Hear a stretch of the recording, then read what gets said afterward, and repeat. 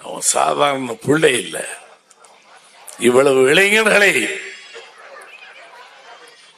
அறிவு சார்ந்த இளைஞர்களை, அறிவு சார்ந்த மகளிர்களை எவனும் கை வச்சது இந்த கை கொண்டதில்லை உலக வரலாற்று. இவன் ஒருத்தன் 234 இடங்களில் பகுதியை பெண்களுக்கும் பகுதியை ஆண்களுக்கும் சரிசமமாக கொடுத்த எவனால் செஞ்சா? ஆணுக்கு பெண் நிகரல்னு பேசிக்கிட்டே இருப்பீங்க, செயல்பாட்டில் செஞ்சுட்டான் என் பிள்ளை. எல்லாரும் சொல்லுவாங்க அவன் கையை உயர்த்தி முறைச்சித்தரும் அப்படியே. டே, அது அவனுடைய சக்தி, பவர்.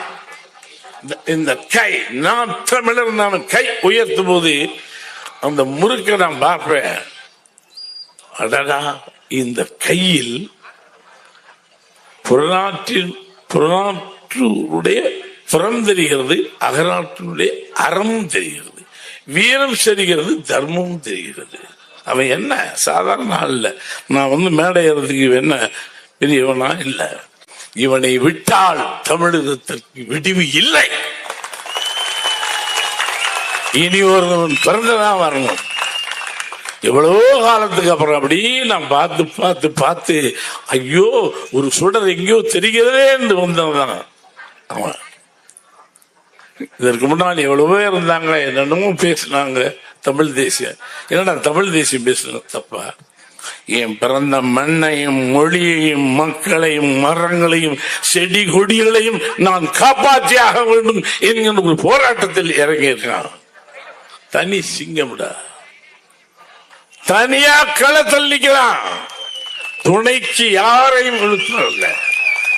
அவன் பேசுறதுல ஒரு கோபம் இருக்கு, அது அந்த வேணும். அந்த கோபம் இல்லைன்னா கேவலம். அந்த ருத்ரம் இல்லை என்றால் அவன் மனிதனே இல்லை. அவன் தாய்க்கு ஏற்பட்ட காயங்கள் போல் இந்த மண்ணுக்கும் மொழிக்கும் இனத்திற்கு ஏற்பட்ட காயங்களாக கருதுகிறான். அதனாலதான் அவனுக்கு கோபம். எல்லாரும் சொல்லுவான், நேத்து பெய்ய நேத்து பெய்த மழைதான் நடா, ஆனால் முளைத்து விருட்சம் விடும்பொழுது நீ செத்து போயிடுவ. நீங்கெல்லாம் பட்ட மரம் 400-500 ஆண்டுகளாக இருந்தது. இது இப்பதான் முளைக்கிறது. இது வரும் விருட்சமாக தமிழ் நிலத்தை இது காக்கும்.